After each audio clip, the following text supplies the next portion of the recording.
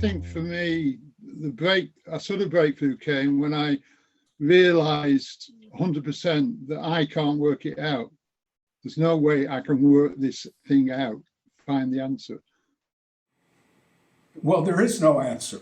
There's only this, you see. And that's what that's what the non-duality people say, there's only this. But I don't mean it that way. I mean, what I mean is we have this moment, and we do our best in this moment to be present, and that's the best we can do. We're not going to figure out the path or the method, because there isn't one, I say. You know what's so funny too? Not funny, haha, sadly, but we begin to notice it's just ordinary life, and ordinary life is not enough for us.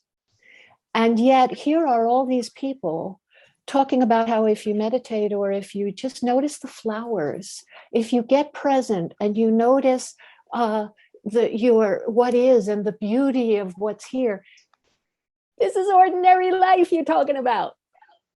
So what they are trying to tell us is double-edged. It's why it's confusing to some people, and also essentially addictive to some people as people try and figure this out. It is just ordinary life. This truly is all there is. That's just simply true. And so at the same time, to tell us that if we just notice the beauty of life around us more, or if we're present more, or if you're talking about experiencing ordinary life. So I guess the question would be, why isn't it enough? Why does it have to be more? Why does it have to be special? Why does it have to be grand in order to be good enough for us? What if this is enough? Sorry, go ahead.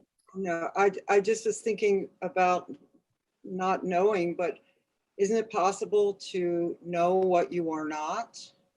I mean, it's been very helpful for me personally to know. I feel like I know that I am not my thoughts or my feelings or my emotions. I'm just memories. That's a big thing for me, to unglue that identification of knowing what I am not. And I feel like I know that. So now what? Direct experience. And the thing is, when you say it's been helpful, for what? Well, if by observing my thoughts and just seeing them, this is just part of the being mindful, my mindful practice, to see that is not who I am, that how the ego is constructed, and how deceiving it can be to feel like that's who I am. That's been a real freedom for me, maybe the biggest one in this whole path. I guess when I ask that question, all I mean by that is what we call, in a lot of ways, what we call freedom is a better feeling. It feels better. It feels better. And I'm not saying we shouldn't feel better. I'm just saying that notice that we want something, even when you are focused on deconstructing the mind and noticing that you're not the thoughts, or discovering what you are not. I get all that, obviously. But in the end, why isn't this as it is good enough? Because what if this is it, and it's never been good enough for a lifetime? Right, good question. That's the question. And I want to address what you said, Donna. This thing about you can know what you aren't, that's kind of like a spiritual shibboleth. And I don't agree with it. I don't think you can know what you aren't. Do you know that you're not your body, which is often said? I don't know that. I don't know that I would be here if there were no body called Robert. I don't know that. How would I know that? And yet there are all these non-duality people who say, I am not the body, this is just my meat suit. And inside is the spirit. See, and it's just wearing these clothes, but it never dies. So you see, we might, if we're lucky, get to a point where we actually don't know anything. You don't know what you are, and you don't know what you aren't. You're just here. Just here.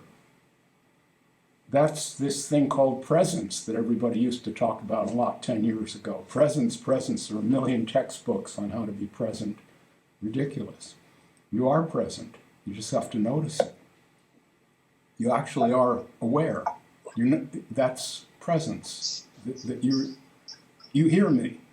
And when I'm making these gurgles and squiggles, and something in you understands them as ideas. That's all we get. That's there isn't anything else. So this idea that somehow you're going to arrive through knowing what you aren't, that will just leave this little needle. You've taken all the haystack away and the little needle is there at the end. No, it doesn't work that way. It really doesn't, because there'll always be the next thing you aren't. Always. And certain people who are fortunate actually just live. They're human beings. They don't know what that really implies, but they don't need to know. They wake up in the morning and do what they must. To me, that's the greatest fortune, to just wake up. Here I am, it's another day. Showtime, folks. You just live. So you just live. And all this spirituality nonsense disappears.